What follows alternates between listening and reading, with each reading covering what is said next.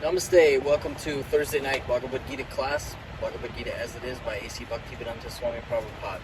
We're on page 6 right now, we're reading the introduction. And we're going to continue on here. Om Namo Bhagavate Vasudevaya. That is a mantra we say before we recite the sacred text, offering our humble obeisances unto the Lord, the Supreme Personality of Godhead. Just what is the Bhagavad Gita? The purpose of Bhagavad Gita is to deliver mankind from the nescience of material existence. Every man is in difficulty. Hey, stop it. Stop it. Get down. Get down. Get down. No, get down. Get out of there. He's in the window, I'm sorry. Get down. Get down, Naka. Down. No. Down.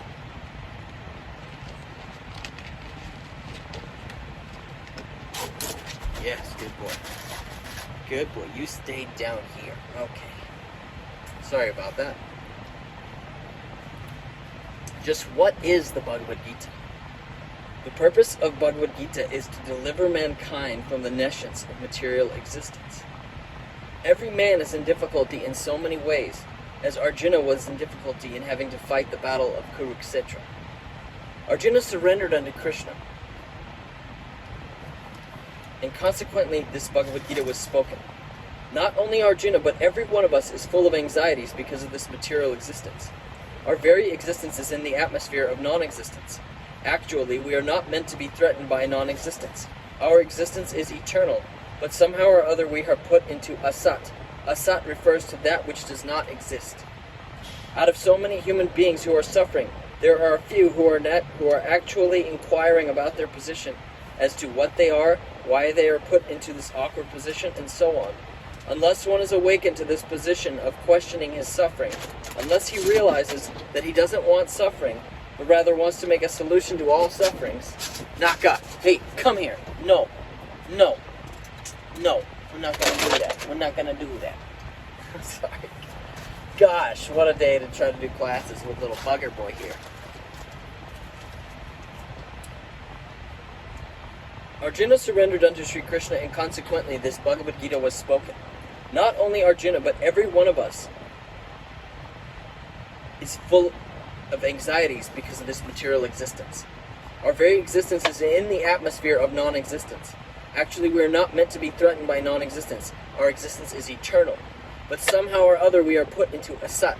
Asat refers to that which does not exist. Hey, no.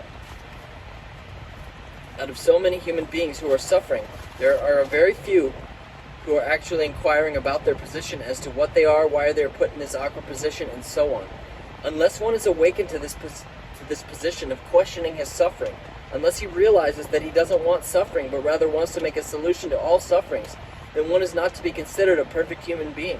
Humanity begins when this sort of inquiry is awakened in one's mind. In the Brahma Sutra, this inquiry is called Brahma Jijnasa. Every activity of the human being is to be considered a failure unless he inquires about the nature of the Absolute. Therefore, those who begin to question why they are suffering, or where they came from, and where they shall go after death, are proper students for understanding the Bhagavad Gita. The sincere student should also have a firm respect for the Supreme Personality of Godhead. Such a student was Arjuna. I just want to mention, it's talking about questioning our suffering. When I graduated college, I took a vacation to Hawaii, and it was supposed to be, like paradise. It was camping, and I was just like so miserable. I had just, 3 or 4 months ago, the love of my life at the time had broken up with me, and I was just so heartbroken. And, I was just like, I just couldn't fathom, like, ever being happy, because it's like all I really wanted was to be with this person, and I couldn't. And so, like, nothing else really mattered to me, and so I was just like suffering, and I remember we had this bonfire, and like my friends drinking and enjoying, and they're like having a good time, and I'm just like emotionally in anguish, and I just remember like yelling, why am I suffering? Like I really wanted to know like what what was the cause of this? Like, why was it such a big deal? Like, why couldn't I just, like, move over it and get on, you know? And this was like the beginning of a spiritual impetus for me that really allowed me to take this knowledge seriously when I came into contact with this book, which was the next weekend after that. We went down to a Johnson Family Farms for a kirtan and pizza night, and that was where I first met devotees of Bhakti Yoga, and changed my life forever. So that's the qualification of a student that should be a student of the Bhagavad Gita, interested in answering the question of why we're suffering. Lord Krishna descends specifically to re-establish the real purpose of life when man forgets that purpose. Even then, out of many, many human beings who awaken, there may be one who actually enters the spirit of understanding his position, and for him this Bhagavad Gita is spoken. Actually, we are all followed by the tiger of nescience, but the Lord is very merciful upon the living entities, especially human beings. To this end he spoke the Bhagavad Gita, making his friend Arjuna his student. Being an associate of Lord Krishna, Arjuna was above all ignorance, but Arjuna was put into ignorance on the battlefield of Kurukshetra, just to question Lord Krishna about the problems of life, so that the Lord could explain them for the benefit of future generations of human beings and chalk out the plan of life. Then man could act accordingly and perfect the mission of human life. The subject of the Bhagavad Gita entails the comprehension of 5 basic truths. First of all, the science of God is explained, and then the constitutional position of the living entities, jivas. There's Ishvara, which means controller, and there are jivas, the living entities, which are controlled. If a living entity says that he is not controlled, but that he is free, then he is insane. The living entity is controlled in every respect, at least in this conditional life. So in the Bhagavad Gita, the subject matter deals with the Ishvara, supreme controller, and the jivas, the controlled living entities. Prakriti, material nature, and time, the duration of existence of the whole universe, or the manifestation of material nature, and karma are also discussed. The cosmic manifestation is full of different activities. All living entities are engaged in different activities. From Bhagavad Gita, we must learn what God is, what the living entities are, what Prakriti is, what the cosmic manifestation is, and how it is controlled by time, and what the activities of the living entities are. Out of these 5 basic subject matters in Bhagavad Gita, it is established the Supreme Godhead, or Krishna, or Brahman, the Supreme Controller, or Paramatma, you may use whatever name you like, is the greatest of all. The living beings are in quality like the Supreme Controller. For instance, the Lord has control over the universal affairs, over material nature, etc., as will be explained in the later chapters of Bhagavad Gita. Material nature is not independent. She is acting under the directions of the Supreme Lord. As Lord Krishna says, Prakriti is working under my direction. When we see wonderful things happening in the cosmic nature, we should know that behind the cosmic manifestation, there is a controller. Nothing can be manifested without being controlled. It is childish not to consider the controller. For instance, a child may think that an automobile is quite wonderful to be able to run without a horse or other animal pulling it, but a sane man knows the nature of the automobile's engineering arrangement. He always knows that behind the machinery there's a man, a driver. Similarly, the Supreme Lord is a driver under whose direction everything is working.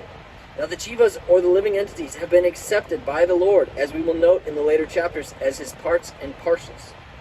A particle of gold is also gold, a drop of water from the ocean is also salty, and similarly, we, the living entities, being part and parcel of the Supreme Controller, Ishvara, or Bhagavan, Lord Sri Krishna, have all the qualities of the Supreme Lord in minute quantity, because we are minute Ishwaras, subordinate Ishwaras. We are trying to control nature as presently we are trying to control space or planets, and this tendency to control is there because it is in Krishna. But although we have the tendency to lord it over material nature, we should know that we are not the Supreme Controller. This is explained in the Bhagavad Gita. What is material nature? This is also explained in Gita as inferior Prakriti, inferior nature. The living entity is explained as the superior Prakriti. Prakriti is always under control, whether inferior or superior. Prakriti is female, and she is controlled by the Lord, just as the activities of a wife are controlled by the husband. Prakriti is always subordinate, predominated by the Lord, who is the predominator. The living entities and material nature are both predominated, controlled by the Supreme Lord. According to the Gita, the living entities, although parts and parcels of the Supreme Lord, are to be considered Prakriti. This is clearly mentioned in the 7th chapter, 5th verse of the Bhagavad Gita. Aparyam itas twanyam. This Prakriti is my lower nature. Prakritim vidhi me param jiva bhutam mahabaho yayidam daryate jagat. And beyond this, there is another Prakriti, Jiva Bhutam, the living entity. Prakriti itself is constituted by three qualities: the mode of goodness, the mode of passion, and the mode of ignorance. Above these modes, there is eternal time, and by a combination of these modes of nature and under the control and purview of eternal time, there are activities which are called karma. These activities are being carried out from time immemorial, and we are suffering or enjoying the fruits of our activities. For instance, suppose I am a businessman and I have worked very hard with intelligence and have amassed a great bank balance. Thus, I am an enjoyer. But then, say I have lost all my money in business, then I am a sufferer. Similarly, in every field of life, we enjoy the result of our work or we suffer the results. This is called karma. Ishvara, the Supreme Lord, Jiva, the living entity, Prakriti, nature, eternal time, and karma, activity, are all explained in the Bhagavad Gita. Out of these five, the Lord, the living entities, material nature, and time are eternal. The manifestation of Prakriti may be temporary, but it is not false. The philosophers say... Some philosophers say that the manifestation of material nature is false, but according to the philosophy of Bhagavad Gita, or according to the philosophy of Vaishnavas, this is not so. The manifestation of the world is not accepted as false. It is accepted as real but temporary. It is likened unto a cloud which moves across the sky, or a coming out of the rainy season which nourishes grains. As soon as the rainy season is over, and as soon as the cloud goes away, all the crops which were nourished by the rain dry up. Similarly, this material manifestation takes place at a certain interval, stays for a while, and then disappears. Such are the workings of Prakriti. But this cycle is working eternally. Therefore, Prakriti is eternal. It is not false. The Lord refers to this as my Prakriti. This material nature is the separated energy of the Supreme Lord, and similarly, the living entities are also the energy of the Supreme Lord, but they are not separated. They are eternally related. So the Lord, the living entity, material nature, and time are all interrelated and are all eternal. However, the other item, karma, is not eternal. The effects of karma may be very old indeed. We are suffering or enjoying the results of our activities from time immemorial, but we can change the results of our karma or our activity, and this change depends on the perfection of our knowledge.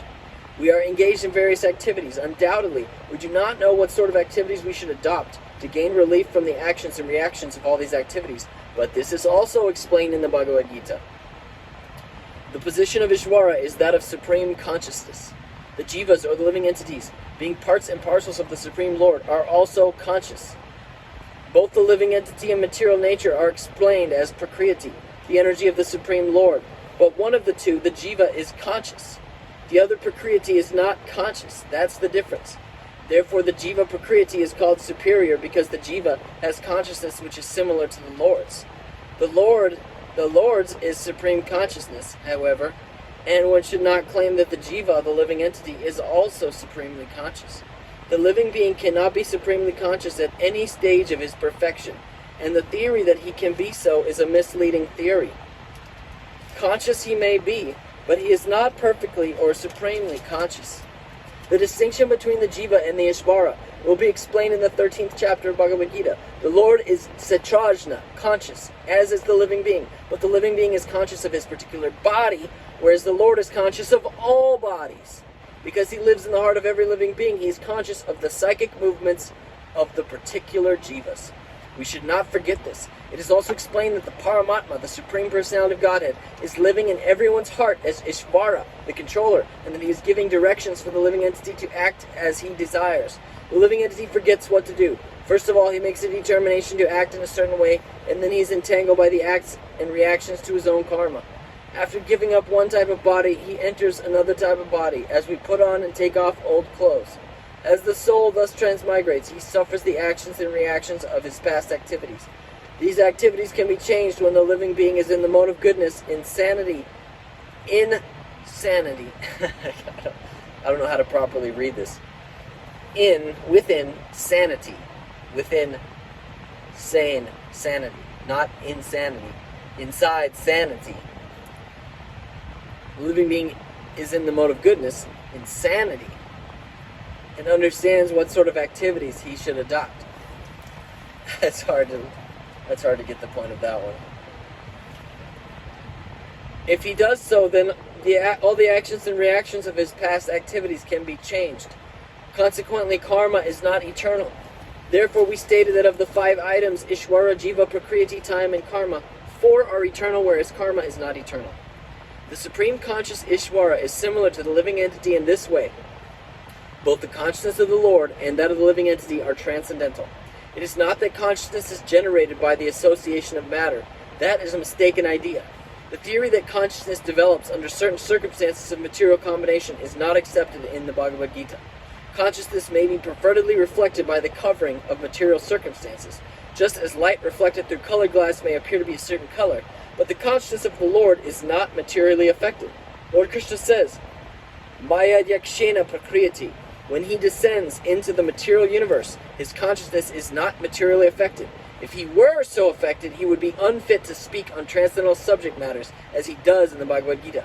One cannot say anything about the transcendental world without being free from material contaminated consciousness. So the Lord is not materially contaminated. Our consciousness at the present moment, however, is materially contaminated. Bhagavad Gita teaches us that we have to purify this contaminated consciousness. In pure consciousness, our actions will be dovetailed to the will of Ishvara, and that will make us happy. It is not that we have to cease all activities, rather our activities are to be purified, and purified activities are called bhakti. Activities in bhakti appear to be like ordinary activities, but they are not contaminated. An ignorant person may see that a devotee is acting or working like an ordinary man, but such a person with a poor fund of knowledge does not know that the activities of the devotee or of the Lord are not contaminated by impure consciousness or matter. They are transcendental to the 3 modes of nature. We should know, however, at this point, that our consciousness is contaminated. When we are materially contaminated, we are called conditioned. False consciousness is exhibited under the impression that I am a product of material nature. That is called false ego. One who is absorbed in the thought of bodily conceptions cannot understand his situation. Bhagavad Gita was spoken to liberate one from the bodily conception of life, and Arjuna put himself in this position in order to receive this information from the Lord. One must become free from the bodily conception of life. That is the preliminary activity for the transcendentalist. One who wants to become free, who wants to become liberated, must first of all learn that he is not this material body. Mukti or liberation means freedom from material consciousness. In the Srimad Bhagavatam also, the definition of liberation is given. Mukti means liberation from the contaminated consciousness of this material world and situation in pure consciousness. Consciousness, all the instructions of the Bhagavad Gita are intended to awaken this pure consciousness. And therefore we find at the last stage of the Gita's instructions that Krishna is asking Arjuna whether he is now in the purified consciousness. Purified consciousness means acting in accordance with the instructions of the Lord. This is the whole sum and substance of purified consciousness. Consciousness is already there because we are part and parcel of the Lord. But for us, there is the affinity of being affected by the inferior modes. But the Lord, being the Supreme, is never affected. That is the difference between the Supreme Lord and the conditioned soul. What is this consciousness? This consciousness is I am. Then what am I? In contaminated consciousness, I am means I am the Lord of all I survey. I am the enjoyer. The world revolves because every living being thinks that he is the Lord and creator of the material world. Material consciousness has 2 psychic divisions. One is that I am the creator, and the other is that I am the enjoyer. But actually, the Supreme Lord is both the creator and the enjoyer. And the living entity, being part and parcel of the Supreme Lord, is neither the creator nor the enjoyer, but a cooperator. He is the created and the enjoyed. For instance, a part of the machine cooperates with the whole machine. A part of the body cooperates with the whole body. The hands, feet, eyes, legs, and so on are all parts of the body. But they are not actually the enjoyers. The stomach is the enjoyer. The legs move, the hands supply food, the teeth chew, and all parts of the body are engaged in satisfying the stomach, because the stomach is the principal factor that nourishes the body's organization. Therefore, everything is given to the stomach. One nourishes the tree by watering its root, and one nourishes the body by feeding the stomach. For if the body is to be kept in a healthy state, then the parts of the body must cooperate to feed the stomach. Similarly, the Supreme Lord is the enjoyer and the creator, and we, as subordinate living beings, are meant to cooperate to satisfy him. This cooperation will actually help us, just as food taken by the stomach will help all other parts of the body. If the fingers of the hand think that they should take the food themselves instead of giving it to the stomach, they will be frustrated. The central figure of creation and of enjoyment is the Supreme Lord, and the living entities are co-operators. By cooperation they enjoy. The relation is also like that of the master and the servant. If the master is fully satisfied, then the servant is satisfied. Similarly, the Supreme Lord should be satisfied, although the tendency to become the creator and the tendency to enjoy the material world are there also in the living entities, because these tendencies are there in the Supreme Lord, who has created the manifested cosmic world.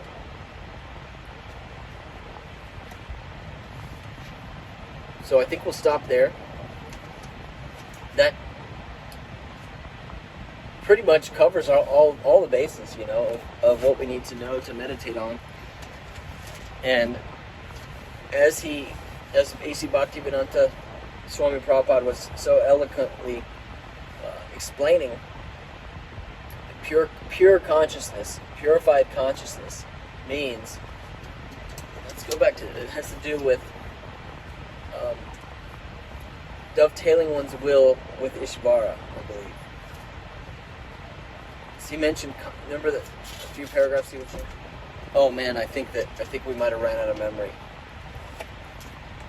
But you might get a glimpse at the glory of the Bhagavad Gita as it is, the true glory of God, and I hope that you do.